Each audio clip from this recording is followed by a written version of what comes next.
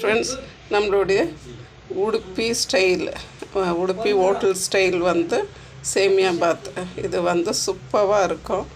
வாங்க ஃப்ரெண்ட்ஸ், இப்போ இதை எப்படி செய்கிறதுன்னுட்டுன்னு பார்க்கலாம். பாருங்கள் ஃப்ரெண்ட்ஸ், நான் வந்து இந்த சேமியா எடுத்திருக்கேன்.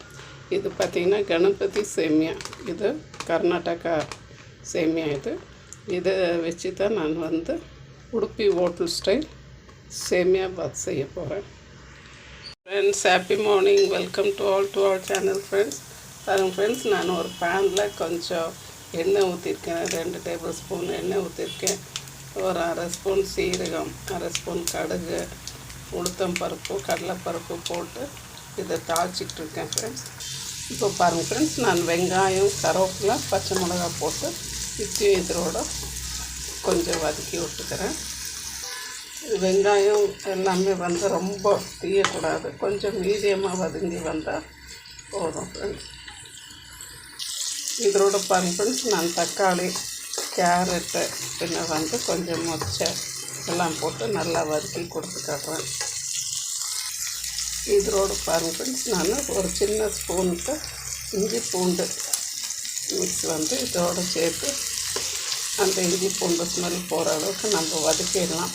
சேம் டைம் நம்மளுடைய தக்காளி, கேரட்டு, இந்த மொச்சை, பச்சை பட்டாணி, பீன்ஸு இது எல்லாமே வந்து நல்லா வெந்தும் வந்துடும். சேம் டைம் இந்த இஞ்சி பூண்டு ஸ்மெல்லும் போயிடும்.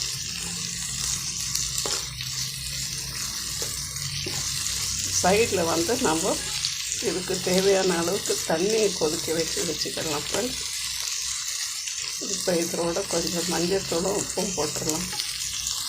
பாருங்கள் ஃப்ரெண்ட்ஸ், இதெல்லாம் கொஞ்சம் நம்மளுக்கு நல்லா வதங்கி வந்துடுச்சு. இப்போ நான் வந்து சேமியா எடுத்து வச்சுருக்கேன். ஒரு 300 கிராம் அளவுக்கு சேமியா எடுத்து வச்சுருக்கேன். இந்த எண்ணெயோடவே இதையும் கொஞ்சம் நல்லா வறுத்து கொடுத்துடலாம். பாருங்கள் ஃப்ரெண்ட்ஸ், இப்படி நல்லா இதை வறுத்து கொடுத்துடலாம்.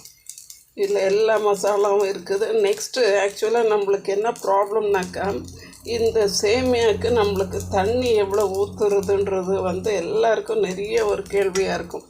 அதுக்கு நம்ம வந்து பார்த்திங்கனாக்கா சைடு பை சைடு நம்ம தண்ணியை கொதிக்க வச்சு நம்மளுக்கு தேவையான அளவுக்கு தண்ணியை ஊற்றிக்கிட்டோன்னாக்கா நம்மளுக்கு அது வந்து கரெக்டாக இருக்கும். இல்லைன்னா ஒன்று ரொம்ப குழஞ்சிடும். யாருக்கு குழையக்கூடாதுன்னு நினைக்கிறாங்களோ அவங்களுக்கு குழஞ்சிடும். சேம் டைமும் யார் நல்லா உதிரியாக வேணுன்றாங்களோ அவங்களுக்கு இது வந்து செஞ்சு கொடுத்துக்கிடலாம். ஃப்ரெண்ட்ஸ், இது வந்து எனக்கு பக்கத்தில் ஒருத்தவங்க ஹோட்டல்காரங்க இருக்காங்க, அவங்க இப்படி செய்வாங்க. அதை அவங்ககிட்டருந்து கற்றுக்கிட்டேன் நான். பாருங்கள் ஃப்ரெண்ட்ஸ், நான் வந்து எனக்கு கொஞ்சம் இது வந்து கொஞ்சம் குழுன்னு இருந்தாக்கா நல்லாயிருக்கும். கொஞ்சம் இந்த பொங்கல் டைப்பில் இது வந்து சேமியா பாத் வந்து சூப்பராக ரெடி ஆகிடுச்சு. இப்போ இதுக்கு தேவையான அளவுக்கு நம்ம மல்லி செடி தூவிக்கலாம். மேலே இறக்கும்போது கொஞ்சம் நெய் சேர்த்து எடுத்துக்கிட்டோம்னா சூப்பராக ரெடி ஆகிடும். பாருங்கள் ஃப்ரெண்ட்ஸ், லாஸ்ட்டில் சும்மா ஒரு ஸ்பூன் சுகர் ஆட் பண்ணிடுவாங்க. இது வந்து அந்த டேஸ்ட்டை வந்து இது கொஞ்சம் நல்லா எடுத்து கொடுக்கும்.